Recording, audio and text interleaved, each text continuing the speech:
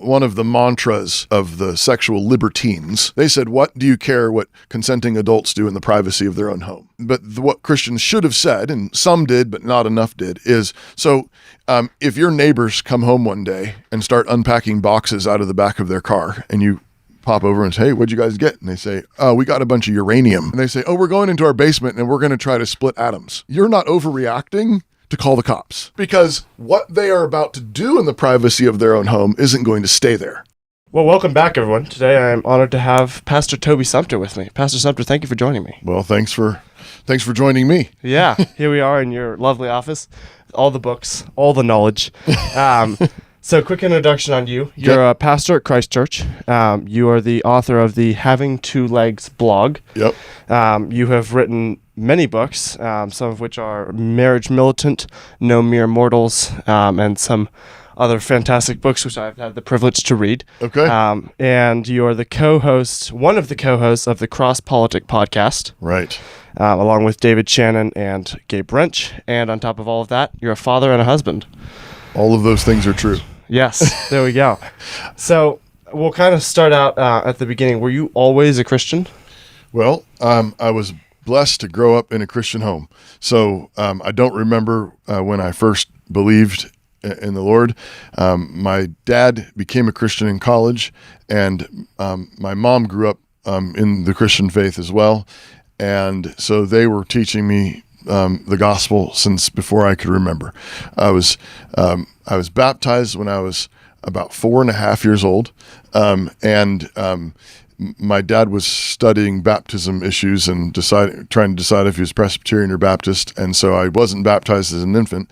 And when I was baptized, I actually made a profession of faith and was baptized by sprinkling. So I don't know what that counts as, but anyways, but that's one of my earliest memories is talking to a couple of elders about my faith. So at least as early as 4 and before that. You didn't grow up in Moscow, though, did you? No, I didn't. So how and why did you choose Moscow, of all places? Yeah, it was by a very circuitous route. So I grew up in Southern California, Alaska, and then Maryland.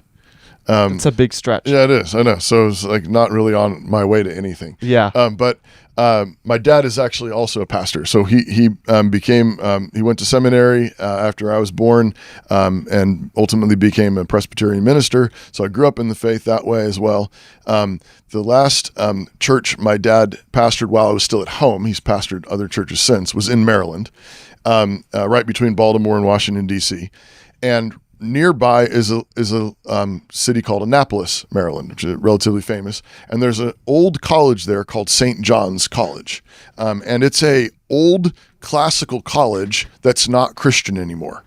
So it was started by Puritans probably back in the 1600s. So it's like that old. It's like one of the oldest things in America. Yeah, one of the oldest colleges in the country. And they still read Augustine and study Greek and Latin and music and philosophy. There's just mostly no Christians there anymore.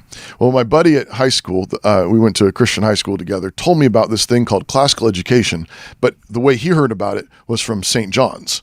So it was not classical Christian. It was just sort of old classical that you read great books and that kind of thing. That was the first time I ever heard of it. And that was the thing I was like, oh, that sounds really intriguing. And I wasn't incredibly mature at 17, but none of us are. But I had just enough vague self-awareness to think, I don't know that would be good for me to go to such a pagan school, even though the style of learning really intrigued me. So I told my dad about it because my dad, I was a senior in high school, and my dad's like, "What are you going to do, son? What's next?" And I said, "Well, none of the Christian colleges looked interesting to me. I always say it looked like 13th grade." In a lot of the mainstream Christian colleges, the universities just looked like these major, I don't know, I was just worried that I wasn't going to do well spiritually. And then there was the St. John's thing that was intriguing, but I didn't think that would be healthy either. But I told him about it. And my dad said, classical. I read something about that recently. And a friend of the family had given him a copy of Credenda Agenda, which is like before there was... an old magazine. Yeah. Before there were blogs, and Pastor Doug Wilson had blog and Mablog. There was this hard copy magazine that they send out all over the country with a number of articles. And somebody gave my dad a copy, and there was this little newsprint ad for New St. Andrews College, classical Christian education, truth, goodness, beauty. And so this is the early days of dial-up internet. And so there's no pictures or anything, but we get on the internet page and there's all these words and just words and words and words. But basically they're describing a St. John's College that's actually Christian. And they believe in Jesus. They believe in the Bible. They're Reformed. And so I didn't know these people at all, but I thought that's exactly the kind of thing. And it was in Idaho, which, sounded kind of exciting to go far away from home. And in Northwest, as always, we lived in Alaska for some years. And so that area just sort of seemed interesting. So applied, was accepted. And then my dad and I actually came out and visited. Funny thing was that my oldest uncle, so my dad's family's all from Alaska, and my dad's oldest brother, my uncle, actually went to U of I in the 70s to study geology or petroleum. He was in the oil industry, and it had one of the best programs at the time. And so my dad had actually been to Moscow one time to visit his older brother. Small world. Yeah. So this was, I guess maybe the Wilsons were here at that point, but my dad didn't know them or anything like that, and so it was just so he knew where Moscow was. He was like, oh, it's that little college, and where my big brother went to, but this is a different college in the same town. So anyways, we came out and visited. It was New St. Andrews was tiny. At the time, I think the church was only maybe 200 people, 250 people. The college had, I think, 12 students in it the year before I came. I came in the fall of 1998. My freshman class, I think, had 24. So the college more than doubled, or something like that in my freshman year in 1998. But that's how I ended up out here. What about the classical way of learning kind of intrigued you? Yeah, I think it was a combination of basically we just we want to read all the old stuff. We want to go back to the primary sources. Let's read Augustine, let's read Plato, let's read Aristotle, and what sort of built Western civilization, philosophy, poetry, the original languages, but just sort of go back to the sources. That really intrigued me, combined with, I guess, just a real seriousness about learning. We really believe there's something really valuable to be found there. And so I think with that seriousness of learning, that invites a more community oriented learning. So rather than being in this massive lecture hall, of 500 students and, here's your assignment from this big textbook that somebody published 3 years ago.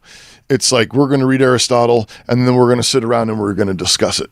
Yeah. That style of learning combined was really intriguing. And then with the added focus on with Christ at the center, with the Bible at the center, that just was really attractive. Yeah. Why did you choose to become a pastor, and at what point did that happen? Yeah. Some people have the they saw a bright light from heaven or they saw a vision or had a dream and they have to do it. And I didn't have that experience. My dad's a pastor. I highly respect my dad. Had a very, very, unlike some preachers' kids, I had a great experience. I'm grateful for it. I was at some points a very difficult child, but my parents did a great job. And so always thought well of the ministry. But I didn't have a burning desire necessarily to do it. So I went through New St. Andrews, and I think towards the end of New St. Andrews, maybe right at the end, I started thinking about going to grad school. I thought I probably was maybe just headed to be a teacher of some sort, maybe a college teacher or maybe high school. I don't know. I just enjoyed learning. I enjoyed doing what we had done, and I kind of wanted to keep doing it. But I read Charles Spurgeon has a book called Lectures to My Students, which is kind of a collection of he had a pastor's college, the sort of like Greyfriars Hall here, which is what Christ Church has. It's a pastor's training program, and Lectures to My Students is a collection of those lectures that he gave to his seminary students. And one of the early ones, he says, if you can do anything else besides be a pastor, do it. He says, only become a pastor if it's the only thing you can. Last ditch resort. Yeah. He's like, only do it if you absolutely have to.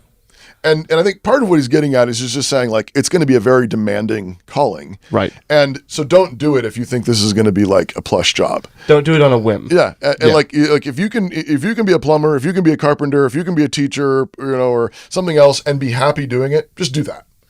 And I read that and I was like, well, that solves it then. Yeah. I was happy. I'd already started teaching some homeschool classes and some electives and things, and I thought, I'm happy being a teacher. I'll be a teacher.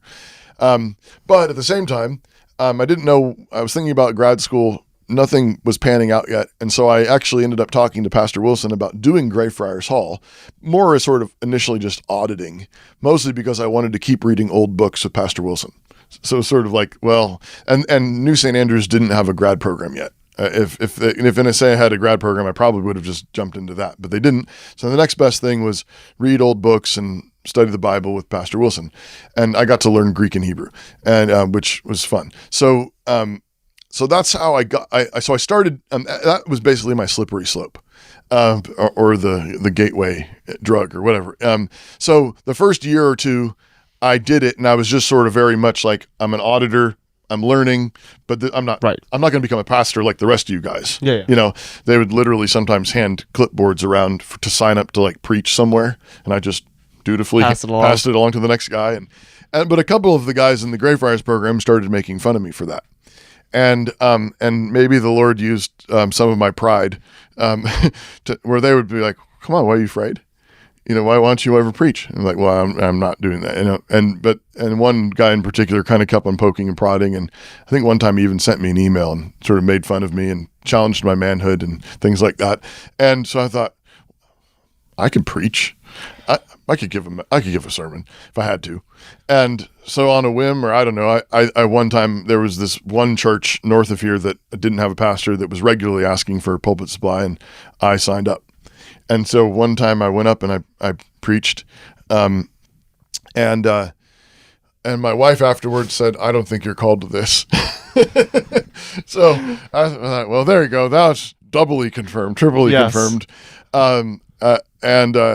But then like a week or two later, that church emailed me directly and said, would you please come again? And I thought, well, I don't know if I really want to do that again, but I don't know.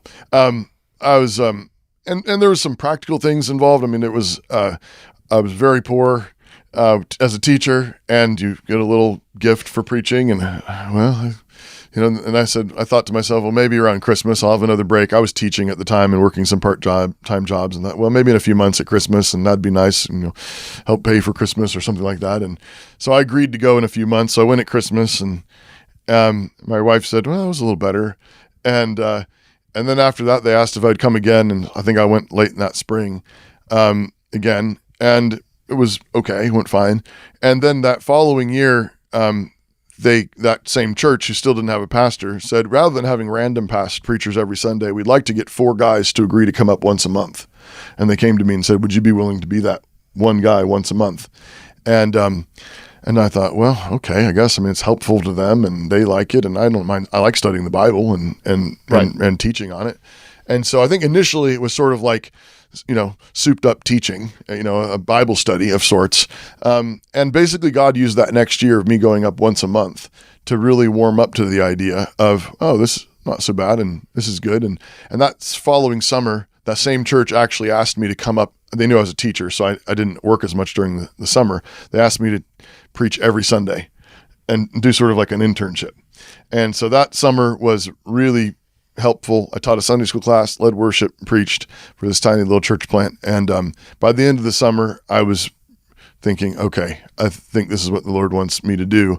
At the same time, I was like 23, maybe, or 24, and felt way too young to be a pastor. And so at that point, I told my wife, let's go to seminary, let's go to another seminary and just get some more life experience, get a degree, but as a path towards probably heading into the ministry. So that's what the Lord used. Yeah. The Moscow mood has been trending on the internet. Yes. Speaking about this town and kind of the things that are making this place special. Yes. What is it about this town that makes some people so very angry? Yeah. Well, it depends on who you talk to. I mean, because there's different people don't like it for different reasons. So, Kevin DeYoung is a Presbyterian pastor who coined the term Moscow mood, and don't know that he had any idea how popular it was going to become. And he's a Presbyterian pastor that we would actually agree with a whole bunch of stuff on.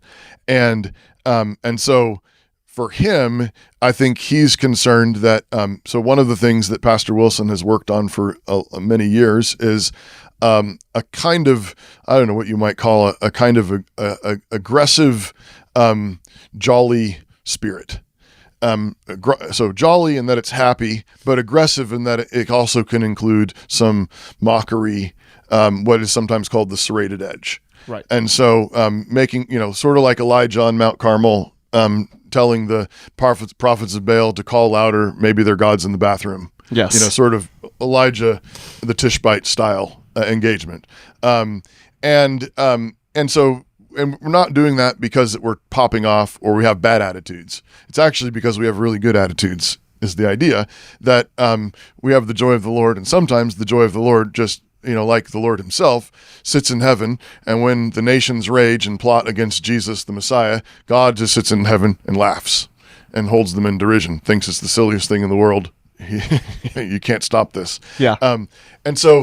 But there are a lot of Christians that are nervous about it. And they're good Christians. They love the Lord. They're going to heaven. Lots of them are Reformed. And they think that we take it too far. So that would be one whole swath of people like Kevin DeYoung, who thinks that so if Paul sometimes in Galatians, for example, right where he's talking about the fruit of the Spirit, also says those Judaizers are really troubling us, obsessed with circumcision. I wish they'd just go all the way and castrate themselves. That there's that kind of sharp language from time to time, but what we're trying to do is imitate the Bible. Right. We don't do it always perfectly, but that's what we're trying to do, and that makes a lot of people nervous. And of course, there are some people who take things like that and then they run with it. You get junior high boys who think that means that now you can tell off-color jokes or watch Quentin Tarantino movies all the time, or and just actually be naughty, actually have potty mouths. That's not what we mean at all. But that's one thing. People also don't like Moscow for a lot of other reasons, which is just simply that in Moscow we have a thriving Christian community, and a lot of pagans and non-Christians hate it for that reason. So we are just committed to the Word of God. We're committed to marriage, having kids, building businesses and community that is just honoring to the Lord. And there's a whole bunch of non-Christians that hate us for that, because they want to build a Marxist utopia, which is impossible, but they still want to try. Let's give it another shot. And then they, attack us at various points, write essays or do videos or news stories, and then try to scare Twitter posts. What's that? Or Twitter posts. Twitter posts, exactly. And so we're, NBC did a story on us that we're Christian, crazy Christian nationalists, and that's a scare thing, or we're opposed to homosexuality, or we're whatever, and that gets plastered over the internet and twisted and becomes a smear of us, and so people hate us also just because of the name of Christ. Yeah. Speaking about homosexuality, I think there's a bit of confusion as far as what we're aiming for when it comes to homosexuality, and kind of our views on, in a perfect world, what would the law have to do with homosexuality? Yeah. Well, the first thing we would want to do is, so Obergefell purports to legalize homosexual marriage, but that's just a lie. You can't command things to exist that simply don't exist. And so marriage itself, by definition, is a particular kind of covenant relationship between a man and a wife that has the potential for children. and two dudes and two gals have no potential for children, Yep. biologically speaking, ever. It's just not a marriage. So legally speaking, that would be one big thing. But the Bible also describes homosexuality as a kind of pollution in the land. That's one of the ways it defiles the land. And so the laws of a land, in our land actually, it was illegal up until like a couple decades ago. Right. It's probably still legal on the books in some states, most likely. I don't know the exact details, but these things happen. So we were a broadly Christian nation for the first 200 years of our existence, with problems and real things that needed to be fixed and so forth, but broadly Christian. And so homosexuality was suppressed by the law. So I think in an ideal Christian republic, homosexuality, its public manifestations would be illegal. Right. There was a bunch of stuff in my feed yesterday. I guess it was the end of Pride Month or whatever. There were a bunch of pride parades in some of the big cities with men walking around naked in streets, in so-called family-friendly parades. Well, that's not family-friendly at all. No. And that it is illegal probably in many states just based on indecent exposure laws. But that's what homosexuality is. Deviant sexuality. It is a perversion of sexuality.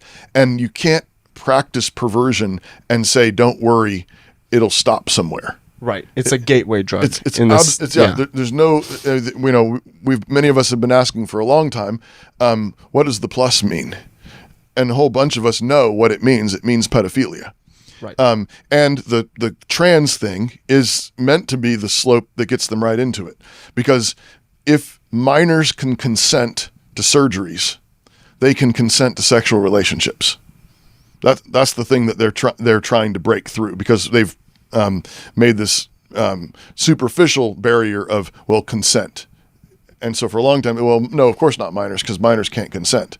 But if minors can consent to a mastectomy or taking drugs or surgery, yeah, exactly, then they can consent to a relationship. Right. And now you're in pedophilia land. And the biblical standard is not consent, but rather marriage. Yeah. Correct. It would be, it would include consent, but but a covenant has to do with the way God made the world, has to do with your covenant ties to your family. So, when, even in, uber patriarchal times, yay patriarchy, uber patriarchy times, when Abraham's servant went to go get a wife for Isaac, he went to a different land, met Rebekah and her family, and sought the permission of her family, her father and brothers. They gave that permission, but then her family asked her, will you go with him and become this man's wife? And she consented.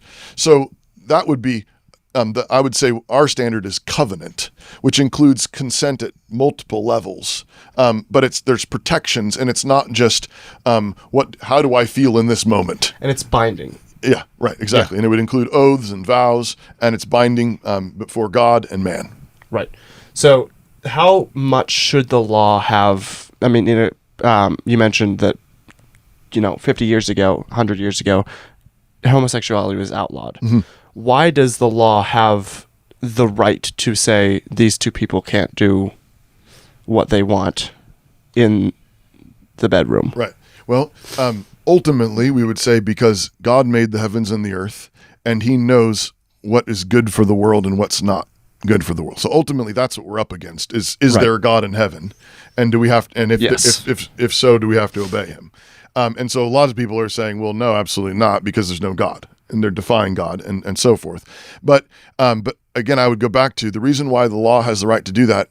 I've sometimes described. This is one of the early on, I think, during the sexual revolution in the late 60s, early 70s, one of the mantras or accusations of the sexual libertines, the sexual deviants, the ones who wanted to tear down Christian civilization. They said, what do you care what consenting adults do in the privacy of their own home?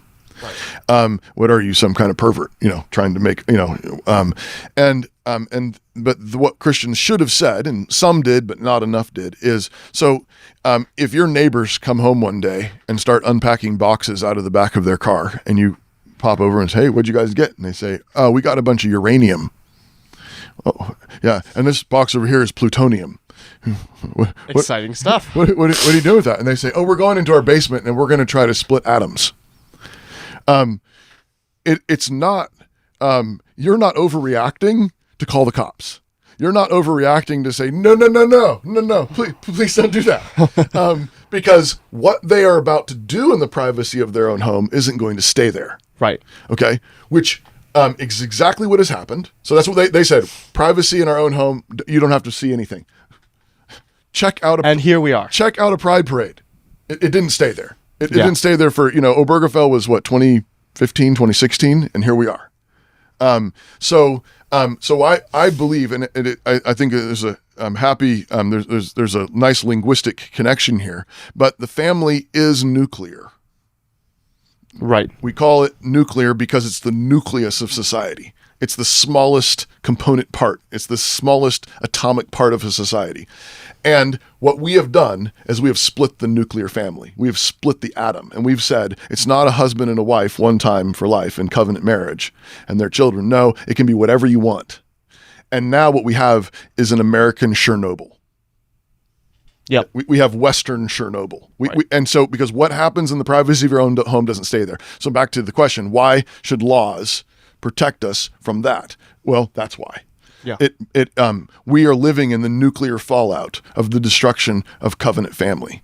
And point to pride parades, point to mass incarceration rates. How many people in prison are illegitimate? How many of them are born out of wedlock? How many of them are born not knowing their fathers? Tons of them. We have an opioid crisis. We have just the complete destruction of American family and culture, and you can take almost all of it back to the destruction of the family. And so a government for the preservation of its own, the Romans even understood this. Yeah. Even pagans get this, like thoughtful pagans who aren't just following their lusts. The Romans understood that they had fierce laws against divorce. They're pagan. But they understood that if you don't have a stable family order, you won't have a stable society. It says this in 1 Timothy 5.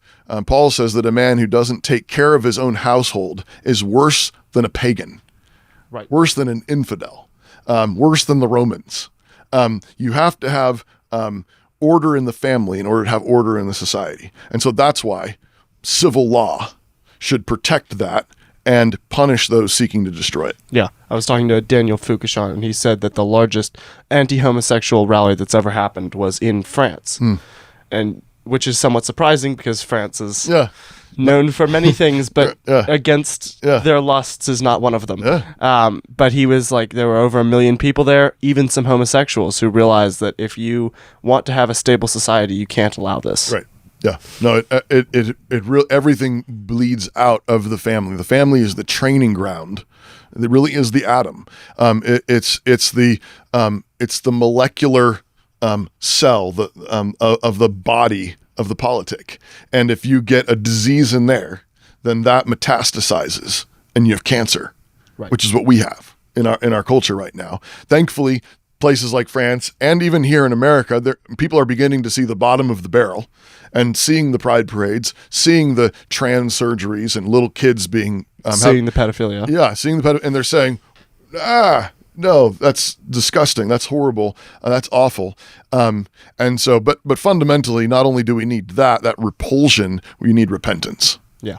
It seems that the radical left, though, understands the power of the nuclear family a lot more than even people who have a nuclear family. Yeah. Why is it that we kind of lost that understanding that this is what society is built off and that this is such a powerful tool in fighting tyrants and in fighting madness? That is a great question. I don't know how. I guess the fundamental answer is that we forgot. We forgot. I think Alex de Tocqueville, who wrote Democracy in America, was this French dude that came over to study the American customs in the early 1800s, just like, what do they make here? Even and he was not a Christian, I don't think, or at least not a real evangelical one, said the real powerhouse of the American nation is the family. He said that. He saw that. And I think that we knew that at one point and we forgot it. And I think probably what happened is what typically happens in cultures. In Deuteronomy, God says there, as he's bringing them into a land full of milk and honey, flowing with all kinds of blessing, he says, this is going to be your temptation. You're going to be tempted to forget. Right. And he says, and you're going to be tempted to forget because you're so fat and sassy. I mean, because you've got plenty of wine, plenty of honey, plenty of grain, but all kinds of good stuff going on. And in the midst of all that good stuff, he says, you're going to be tempted to think, look what I got myself. Look how good we are. And so I would say America has been an exceptional nation, but American exceptionalism has become a real disease. Yeah. That we're automatically exceptional. We're automatically good. Because we're American. We're just the best because we're Americans.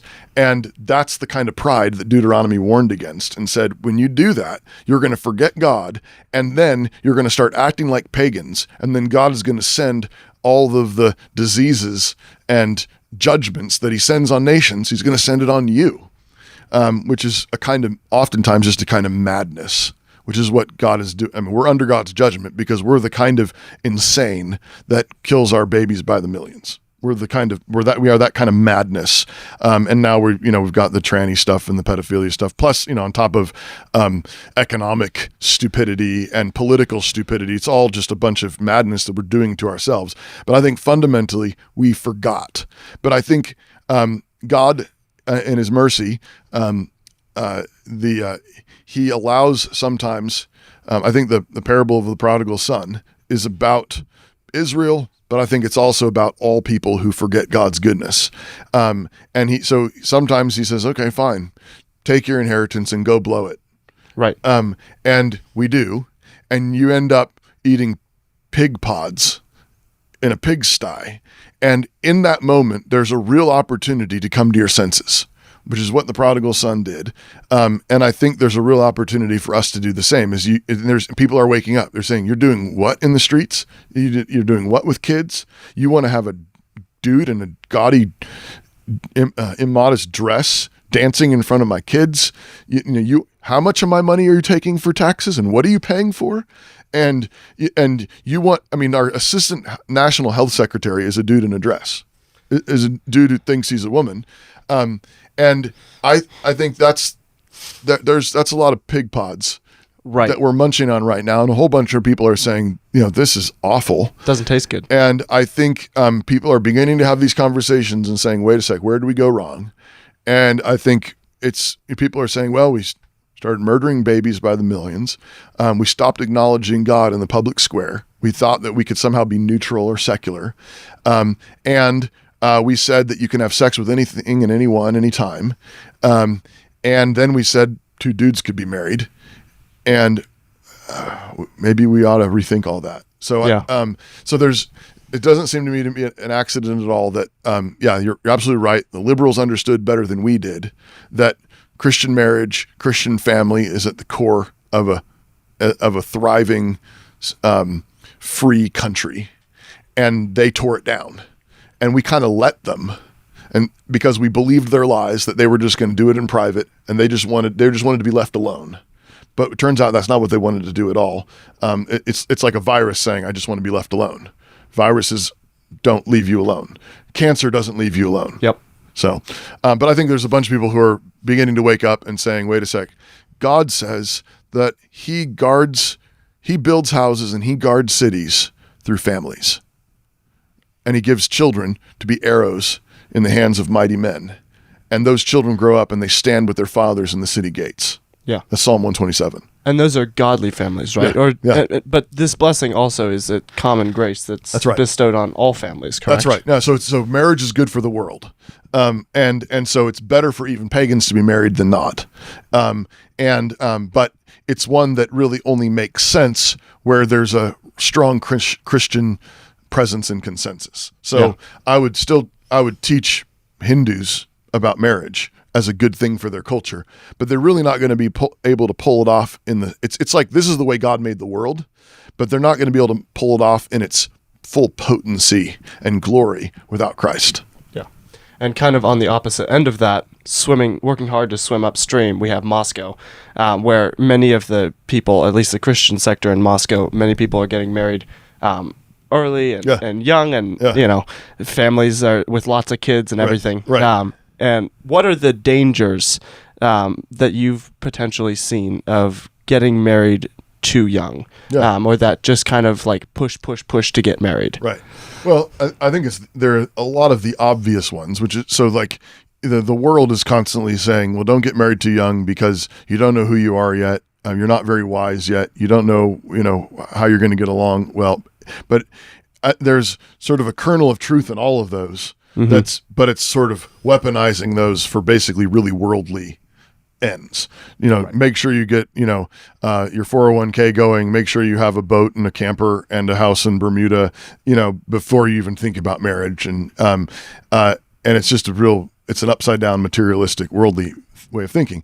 But Christians sometimes, foolishly just react, to the world. And so, you can, so I think the dangers are, actually just being, headstrong and foolish. So, I've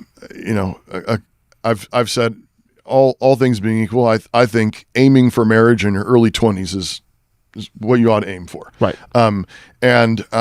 And in a more Christian culture, that was the average age. It was 23 or something. Yeah, 22, 23, somewhere in there. So that's why I'd say all things being equal, aim for that. But be wise. And so that can allow for exceptions on either side of that. But at the same time, wisdom is found in the multitude of counselors. So do your parents think this is a good idea? Do your friends think this is a good idea? Do your pastors think this is a good idea? And just because I think that early 20s is better than late 20s, all things being equal, that doesn't mean late teens is better. It's not like, well, then 16 is even better. Yeah. Or, no. Now, there's not a thus says the Lord rule about it, but I would just say part of what you're dealing with is just also where we are as a culture. And it seems to me that broadly as a culture, there might have been times where people really were mature a little bit earlier. So there's cultures where people did get married younger or older. But I think given where we are as a culture, early 20s is about where we'd be at. One other thing that I would, so one obvious danger would just be being headstrong, foolish, I'm in love and just running off with the first cute face you found. That would be foolish and will no doubt result in some heartache and so forth. The other thing would be, I'm particularly concerned, particularly for our women, that our daughters, that we not lower the bar for them. Right. So one of the attack of the feminists has been telling all of our sisters and daughters that they're not real women unless they have a PhD and get a job in corporate America. They're in a big, high rise somewhere serving some other man who doesn't care for them. Yes. Then you're a real woman. Now you've made it. There's all kinds of madness with that. But and our university system is absolutely bonkers, nuts. A lot of our universities is just full of sexual debauchery, DEI craziness, nonsense, multiculturalism, and it's a lot of political brainwashing.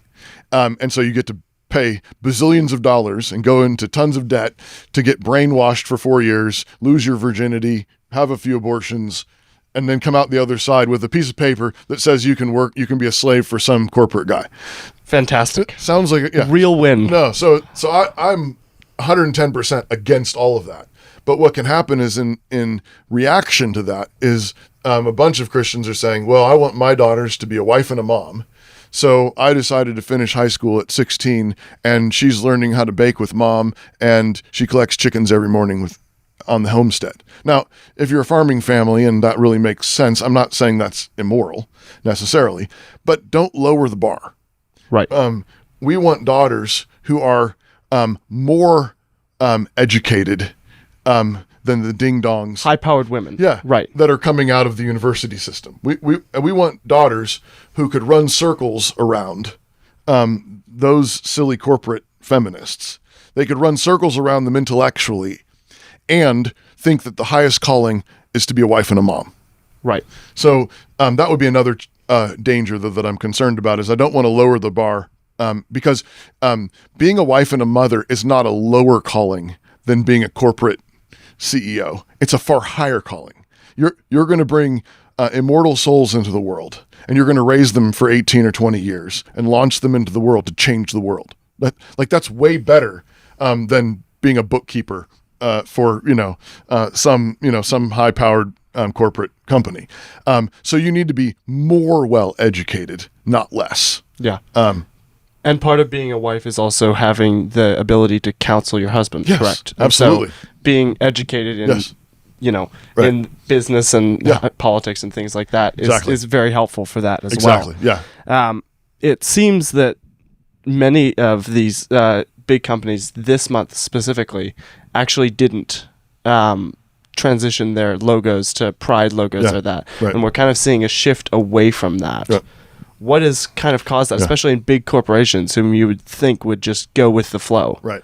I think it's two things. I think it's one is back to what we talked about earlier, is I think a whole bunch of people are waking up, a whole bunch of pagans even are waking up and saying, you want to do what to my daughters? You want to do what to my sons?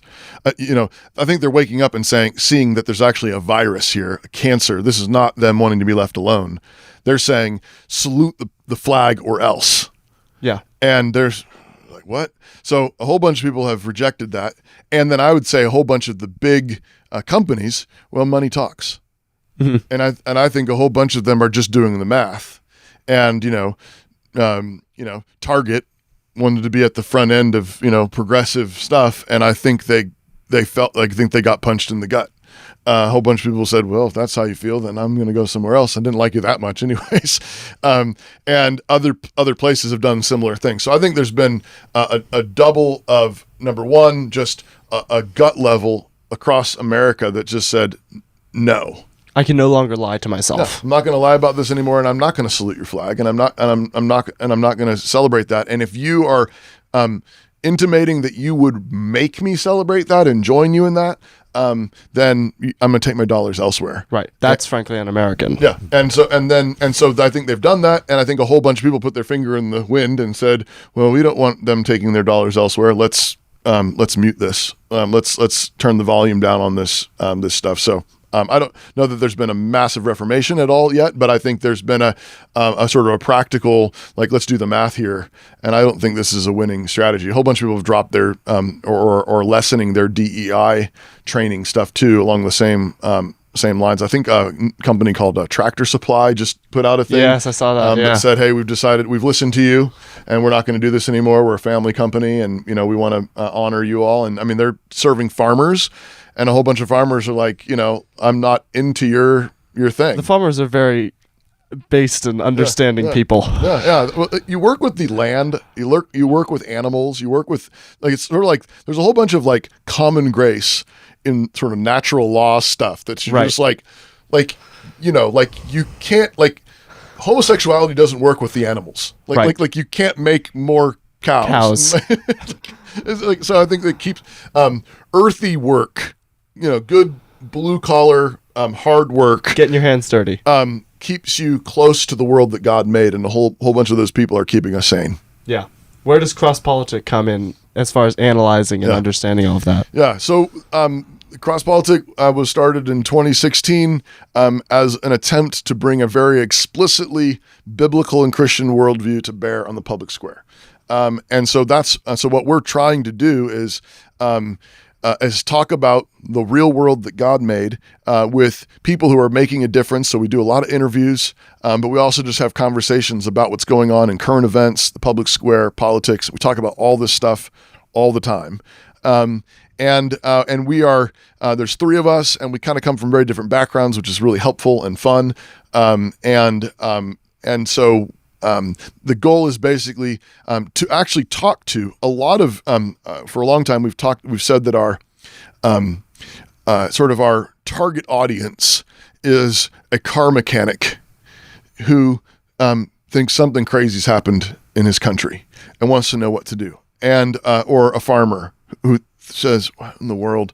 And so we're trying to show them this is what's going on. This is what the Word of God says, and call them to tell them getting married, having families, getting involved in your local church, starting Christian schools, and being a self-consciously Christian public person in your business or in the public square. That's the solution. And that's what we're trying to do. Yeah. As we kind of wrap up, I always like to ask, what's your biggest regret? I saw that question on your notes when you sent. I think probably I can always see ways I just could have used my time better. You're only getting, maybe the older you get, the more you realize like, oh, I'm kind of like the sand's running out, and but I think, but some of it is, I guess, the older you are, the better you know how to use your time. But I think I would say, it's easy to spend your time on stuff that doesn't matter, and I think I particularly think my time is best used probably studying and learning, and I think there have been times where I've not done that as much as I wish I could have. And of course, some people think I probably read too much and study too much, but I would point to that as being maybe an area where I think I could, I wish I'd even used my time even better to study the Bible. Of course, I study all the time, but studied even more. I should know it better by now, and read more, study more deeply, have even more. I mean, that's my primary calling as a teacher and a preacher, and so I think that's how I have something to share. That's how I have something to give. That's just the particular thing that I'm given to. So, wish I'd do more of that. Yeah. What's your biggest piece of advice you'd give to anyone watching? Biggest piece of advice, obviously, depending on, big thing would be, I just think that we're really tempted to despair, hopelessness. And there's a lot of temptations to that, particularly if you see a lot of the darkness around us, a lot of the decay and everything else. And one of the fundamental messages of the gospel is that Christ, what is the fundamental message? Christ has come. The light has come into the world. And as dark as things seem right now, it actually isn't darker than it was before Christ came. It's getting lighter because Christ has come into the world. The light's come into the world. This is a particularly dark moment. It's like, in the middle of maybe the morning, the sun's been coming up, and all of a sudden some black clouds come in, and there's a storm going on right now. But the sun is actually just on the other side of those clouds. Christ is risen from the dead. The church is the gates of hell will not prevail against the church. Pastor Wilson's fond of saying stupidity never works in the long run. Reality is real. The truth is true. And so don't grow weary in doing good. And I would say keep the good things just real simple. Keep loving the Lord, trusting the Lord. Christ is risen from the dead.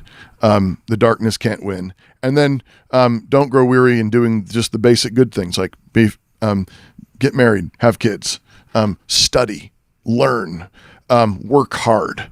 Those are all the things that really do matter. And don't be distracted by all the trolls. Yeah. Where can people find you online?